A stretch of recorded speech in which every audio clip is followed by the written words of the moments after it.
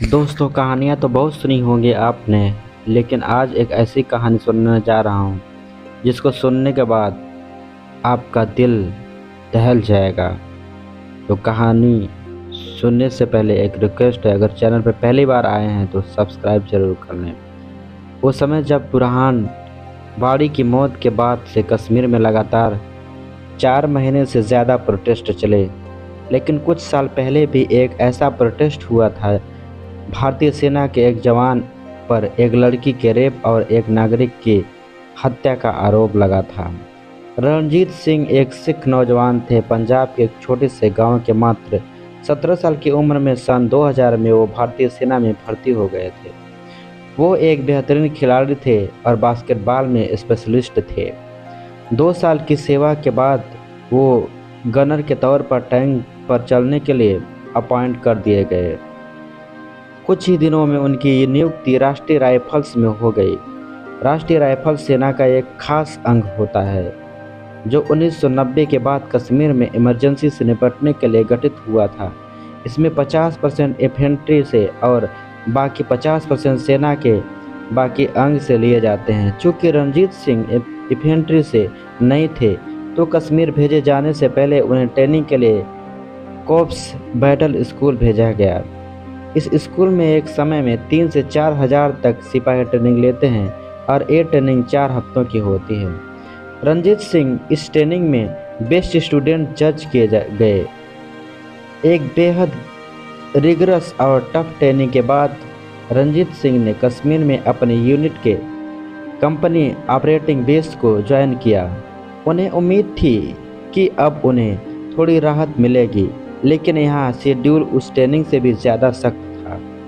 इस यूनिट में 60 से 70 जवान अमूमन होते हैं, जिसमें 1/3 एडमिनिस्ट्रेशन और सिक्योरिटी में, 1/3 पेट्रोलिंग और ऑपरेशन में और बाकी के 1/3 रेस्ट और ट्रेनिंग में होते हैं। किसी बड़े ऑपरेशन या इमरजेंसी के दौरान सभी सिपाही फील्ड में होते हैं और उस समय बिना किसी रेस्ट के 24 से 72 घंटे तक ड्यूटी होती है। औसतन एक सिपाही को सिर्फ 5 से 6 घंटे सोने के मिलते हैं, वो भी कभी कभी किश्तों में।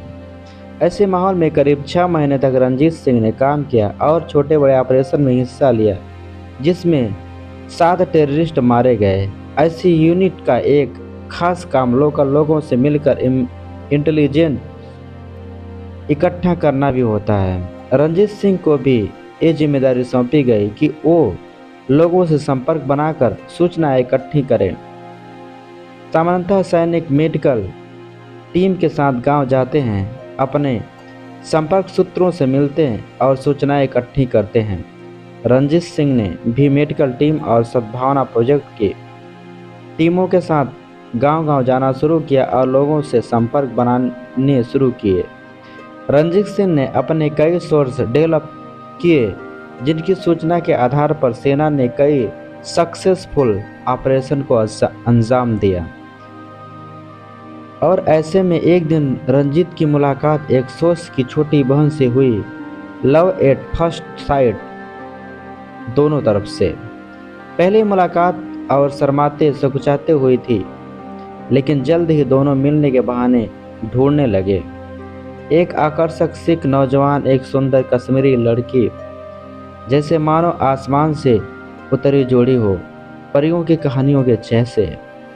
एक तरफ सेना का डिसिप्लिन था, दूसरी तरफ अलग अलग धर्म संस्कृति थी। समाज के पहरे थे और पास में चलता हुआ युद्ध था। लेकिन दिल की पुकार कौन ठुकरा सकता है। दोनों एक दूसरे के गहरे प्यार में थे। मुलाकातें पब्लिक में ही संभव होती थी और बहुत कम ही हो पाती थी। लड़की कॉलेज जाती थी, इसलिए दोनों का आपसी प्यार मोबाइल के सहारे परवान चढ़ने लगा।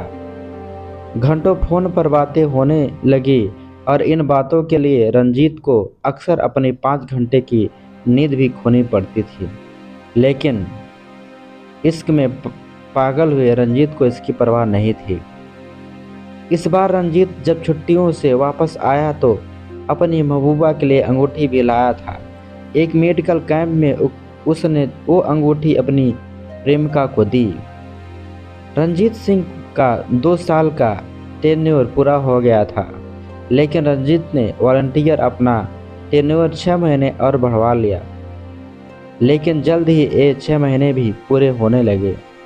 रंजीत सिंह की दूसरी पोस्टिंग आ गई। उसे कश्मीर छोड़कर जाना था। उसने अपनी महबूबा को मिलने के लिए बुलाया। एक दिन बाद ही उसे नई पोस्टिंग पर जाना था, इसलिए यूनिट में आज उसे कोई ड्यूटी नहीं दी गई थी ताकि वो अपनी पैकिंग कर सके।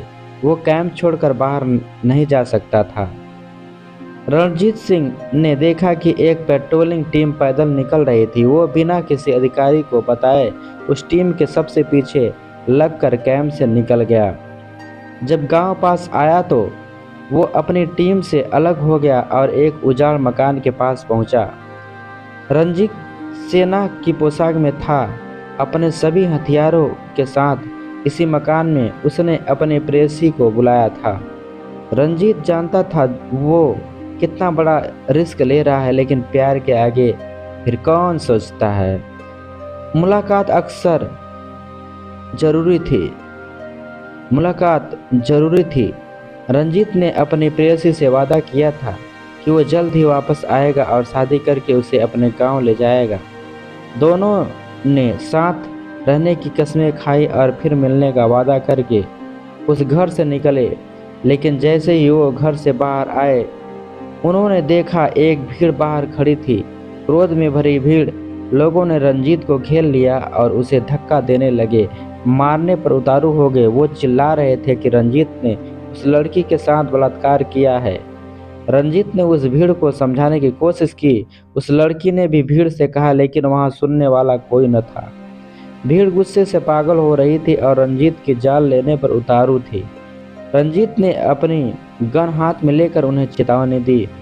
इस चेतावनी को सुनते ही एक आदमी ने हाथ में कुल्हाड़ी लिए उस पर हमला किया और कोई चारा न देखकर रंजीत ने फायर किया।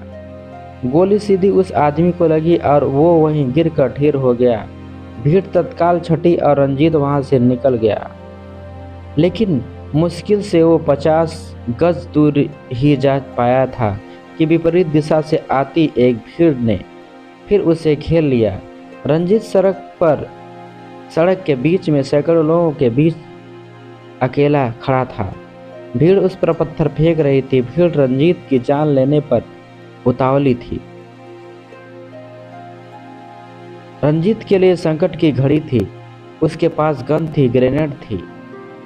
वो उस भीड़ पर ग्रेनेड फेंक कर निकल सकता था, फायर कर सकता था, लेकिन तय था कि कई लोग मारे जाते। शायद उस पर एक जान पहले ही ले ली। शायद उसने एक जान पहले ही ले लेने का अपराध। रंजीत ने भीड़ से परे अपनी निगाह फिराई। उसे अपनी प्रेमिका दिखी। लोगों की जकड़ में तड़फड़ाती हुई दोनों की नजरें मिली। लड़की की आंखें आंसुओं से भरी थी। रंजीत ने अपनी गन उठाई और उसकी नाल अपने मस्तक से सटा दी। एक गोली चली।